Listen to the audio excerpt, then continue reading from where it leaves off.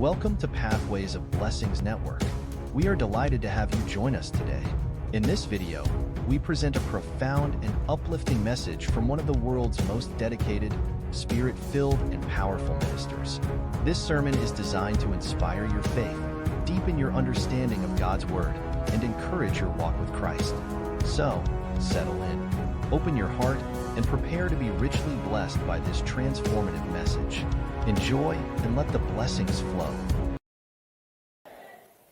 If people can understand that marriage is not designed as a trial and error situation, if you can understand that, it will go a long way. For those that are single in the house, one of the things you must be careful of or aware of is don't let fear make you rush into marriage. Don't let fear make you rush into marriage. I know how it is like when you are single and it seems time is going. You can get to that stage where you are ready to settle for anybody. But I'm telling you today that there is so much God has planned for your life. Don't ruin it by being in a hurry. Is somebody getting what I'm saying? Be careful of the spirit of fear. When Adam sinned, the main thing that you are ready to settle for anybody.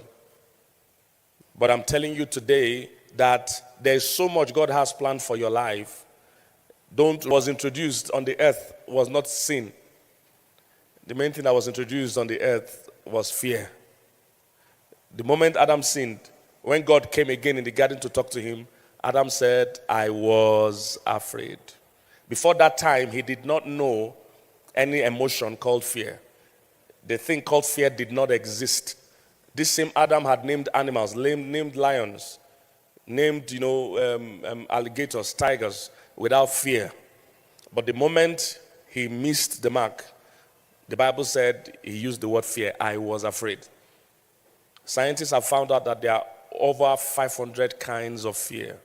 500. And it's not a surprise. Every sin humans commit is tied to fear. Everyone. Why do people lie? It's because they are afraid that when they say the truth, they will not get the right perception. It's born out of fear. Why do people steal? It's because they believe they cannot get it legitimately. So they try to get it by hook or crook. Is somebody getting what I'm saying? Why are girls going naked? They believe they cannot get attention except they reduce their standard. It's a competition for attention. It's born out of fear. 99% of the crisis of the things that are going on the earth is born out of fear. Low self-esteem is a dimension of fear. What is fear for tomorrow is called anxiety. Is fear. Depression is fear. Everything you want to see in the life of man is tied to fear. That was what was introduced. And how did God treat fear? He said he has not given us the spirit of fear again that leads to bondage, but instead he has put a spirit in us that cries, Abba, Father. So the cure for fear is the love of the Father. Is somebody getting what I'm saying? The consciousness of God's love is what eradicates fear. That's why the Bible says perfect love casts out what? Fear. So you can't go into this dating game without perfect love. That's what I'm going. If you go into this dating game as an abandoned, dejected daughter or son of God, you will settle for anything. I don't know if you're getting what I'm saying. This marriage and love game, you enter with love already. You don't enter seeking for love. Oh, I don't know if somebody's getting what I'm saying today. If you enter seeking for love, you will settle for anything.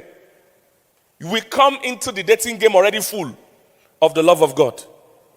Oh, are you getting what I'm saying? If you know you are loved, then you can't allow people to treat you less than you are. It's when you feel somebody is doing you a favor that makes you behave anyhow. The Bible says to the hungry man that the rich man can't loathes honey, hates honey. He said, but to the hungry man, every bitter thing is sweet. What are they saying? When you are hungry, every food is good. Okay. When you are full of the love of God, you are selective. Oh, am I preaching to somebody this evening? So don't enter this love game as a dejected, abandoned child of God. You are not abandoned. Don't wait for February 14th and say nobody loves me. That's a lie of the devil. You are loved. You are the beloved of the Lord. They say greater love has no man than this. So the love you have is greater than the human love you are chasing. I don't know if somebody's getting what I'm saying this evening. A full person even despises honey. He said, but to the hungry person, Every bitter thing is sweet. Anything they see. Nobody will maltreat you anymore. You are a dignified daughter of God.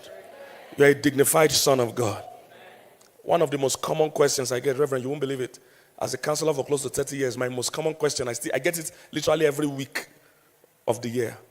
It goes like this, in summary. Pastor, there's this girl. I love her so much.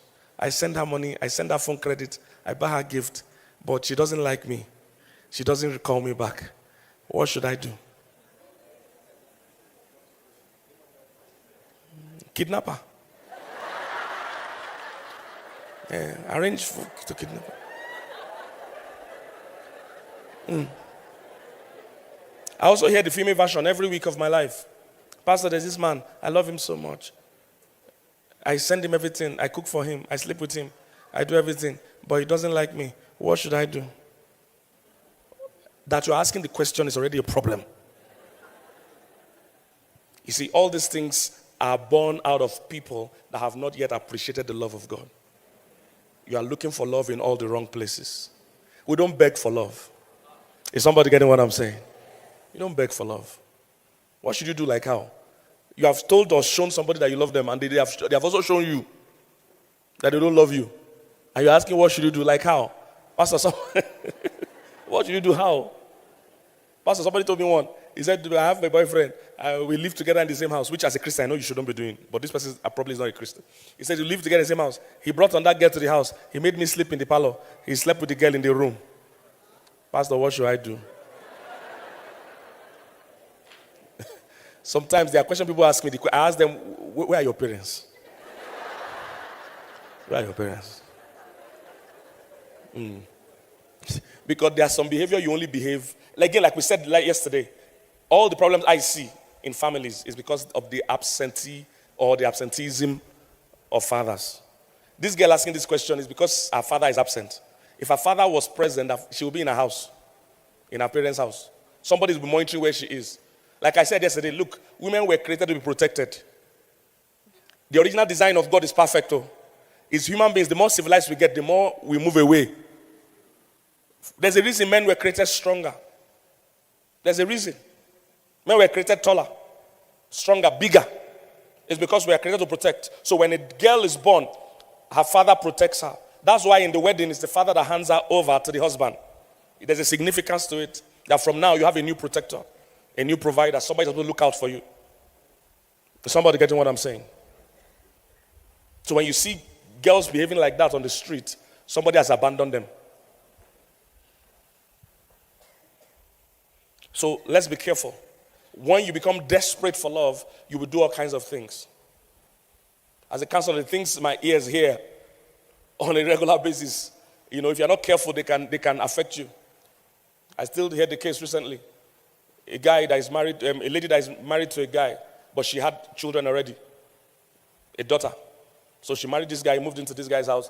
The guy started molesting and sleeping with the daughter, impregnated the daughter, took her for abortion.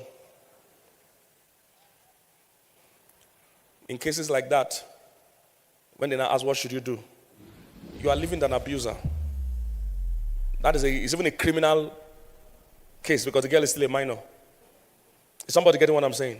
But if you are not yet emotionally fulfilled and stable, you keep having the ideology that I cannot survive or live without a man. I cannot survive or live without a woman. God's love is the remedy to the whole problems of the earth. I don't know if they have it in Kenya, but in Nigeria, we have these pills that solve every problem. I don't know if you guys have it here. But when you enter a public bus in Nigeria, there's these guys that sell drugs or pills in the bus. It's one red tablet. It has no label. It's a red capsule. And they promise you this thing will solve tuberculosis, high blood pressure, kidney failure, migraine. This thing will solve everything. One pill and has no manufacturing name. Just a red capsule. God has something like that. His own remedy for every problem of the earth is called love. That's what he used to replace the spirit of fear. It's called love. John 3:16. For God so loved. It's amazing that God didn't give us his power. He didn't give us his money. He didn't give us friends. He didn't give us a husband. The first thing God gave mankind when we were in our most neediest position was his love. Yet it is one of the most despised things on the earth. Because I don't want the love of God, I want the love of John. I want the love of Bartholomew, I want the love of my husband. And you don't realize that it's only perfect love that removes fear. No matter how powerful your husband or wife is, they can't give you perfect love. They are human. They will make mistakes. Sometimes selfishness will creep up in their love for you. So you enter the marriage, not somebody needing love. You enter the marriage as somebody full of love. Marriages, you enter marriage for what you will give, not for what you will get. The problem we have is that people are entering marriage because of what they think they are going to get. So when two getters enter a marriage, they get got. They both enter to scam each other. They both get scammed. They enter for what they will get. That's where the disappointment in marriages are coming from. Two getters. They are focused on what they will get. A real marriage is made up of two givers. People that have been full of God's love and they want that love is overflowing through them into their marriage. That's the key to a successful marriage. It's made up of two givers, not two getters.